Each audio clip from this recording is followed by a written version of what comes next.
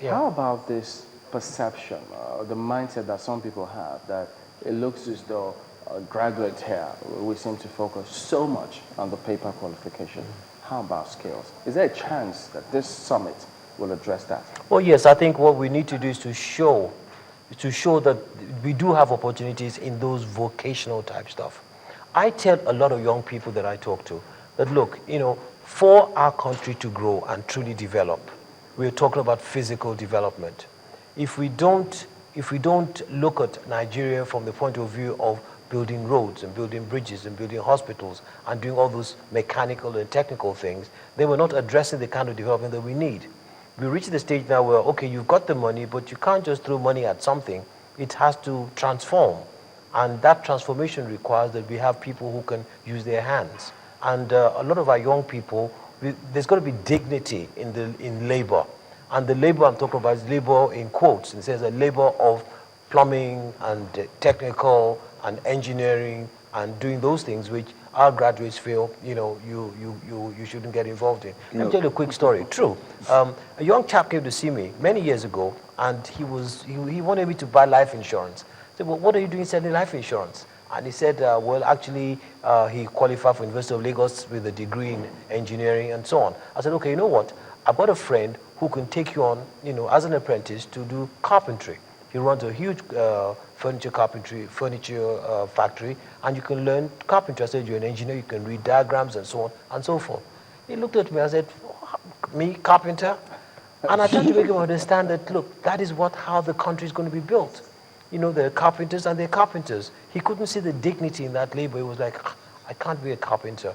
So I think that mindset also is important for people to appreciate that they need to play a role.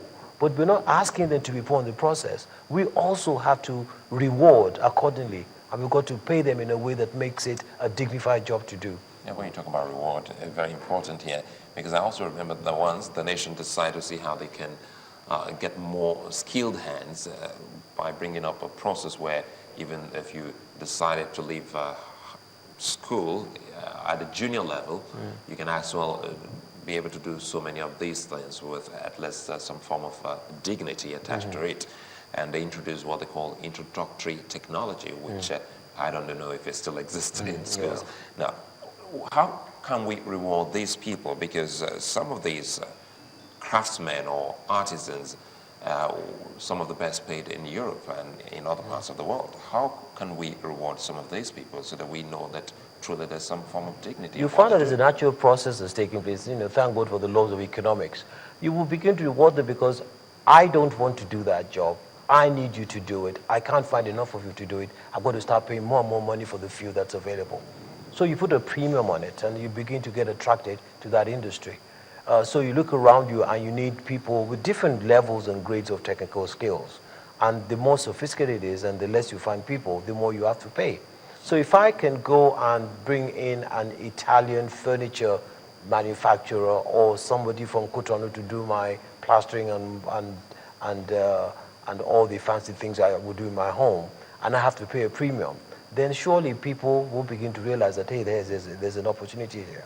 And don't forget, it's not just about our graduates alone. It's about that whole labor market that we have, from your basic guy who's doing very, very basic carpentry work to the guy who's designing your home and more sophisticated requirements. We've got to look at everybody. It's about the whole economy. It's about getting every family engaged in one way or another. Does the government, sorry to be cutting there, does the government need help on this? I think so. The government needs help just through the very essence of what we're doing with this summit. That is partnership. I think the private sector is not partnering enough with the government. I think we're not sitting down and talking and saying that what really do we need in order to move things forward? Because the government is about policy. Government is about setting that environment and just creating a situation where the private sector significantly can come in and do things. Now, the government has very strong influence and therefore can decide how these things must happen. But you can't decide how they're going to happen if they're not going to meet the needs of the private sector. There's increasingly engaging people. So that thing about partnership is extremely key. And we've recognized that as far as this summit is concerned and what comes out of it, we've got to come up with a model that says, look, you know what, going forward, the government and the private sector, we've got to work together. We've got to create a platform where that engagement is going on. We can't have the ministry going in one direction and the rest of the country that needs the labor going in another. It's got to be a situation of being fit for purpose. To the extent that, to the extent that perhaps they may just have to redesign the school curriculum. Oh yeah, you find that there's a lot involved. Redesigning the school curriculum is one part of it. But you know, if you get into and you look at all the things we're discussing over the next 2 or 3 days, it's a whole value chain.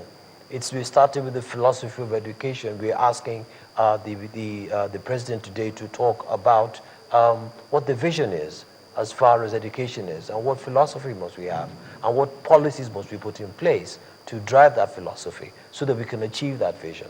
And once we've done that, we begin to look at all the elements, how we're going to do with technology, teacher training, access to education and equity in providing education. How are we going to ensure that the curriculum, as you mentioned, is fit for purpose, depending on the direction in which we want to go? What do we do about the early school years? What do we do about the secondary school? I was actually going to ask that, yes. Because education in your formative years and your early school years so is fundamental, very fundamental. And is the summit also looking at that? We're looking at that. In fact, if you look at it, it's almost like saying we're flogging this word value chain. But it's really about the value chain of education. And if you look at the way the summit is going to go, we actually start from that. We look at those things like I mentioned about your curriculum, the teacher training, your technology, and so on. I was saying in the context of that, how do we apply that to your early years? And how do we apply it to the primary schools and then the secondary schools and tertiary?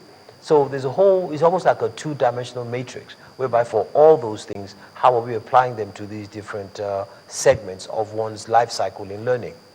Now, that issue of policy would really come into. You talked about policy before, but the succession plan, what's the guarantee by the time this government is done, the next government? I mean, we were talking yesterday about the previous Minister of Education that came in and had launched the master plan. Yeah. When he left. The next Minister of Education came in, didn't launch a master plan, but it looked as if there was no plan, so to speak, until sometime later she launched her own master plan. Now, the same thing with the curriculum we had, or the system we had, the 6334 system.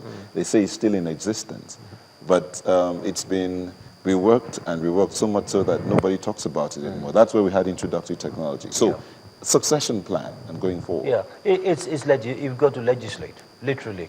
And if that is one thing, and this is where the Nigerian Economic Summit Group comes in.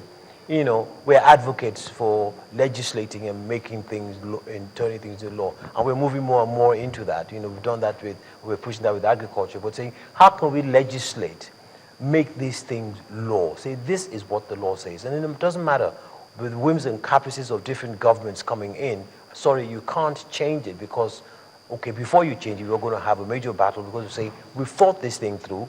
These are the things we need to do, and we've got the law to back it, and therefore let's follow it through, 1 year after another. Not that after every new government comes in or a new minister, you start changing direction. The point is we've agreed, we've thought it through, your job is to execute and make it happen. So legislation is something, and that is why when we look at the kind of system we have today, we see there's a lot of work for our legislature. It's a lot for them to do. Which that's a different story. Is the legislature immersed in this summit? Well, I think when you look at some sessions, yes, we have got them. We have people sitting on different committees of Senate or the House, maybe on funding, maybe on things that might touch on infrastructure and so on. I don't know the detail, but yes, we normally try to pull them in. But the point is, let the technical experts agree what it is that we want to do. Then the next battle of legislation, we're going to deal with that afterwards. Yeah. All right, take us through this presidential strategy session. I mean, we understand they're supposed to come up with deliverables that will be implementable in the next 1 year. Yeah. What do we expect in that? Well, okay, I think what we said with this session was that, like I mentioned, we want to start with everybody listening and coming and not so much agreeing, but seeing what is the vision of the country as far as our education is concerned.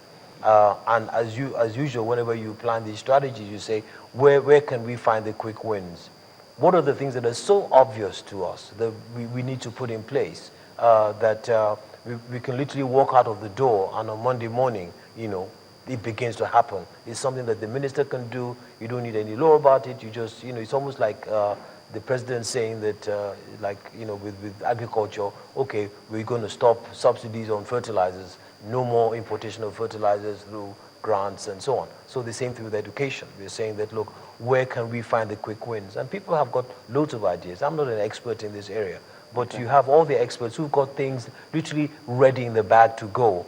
And the problem has been who will listen to us, and we're creating a platform for them to be heard.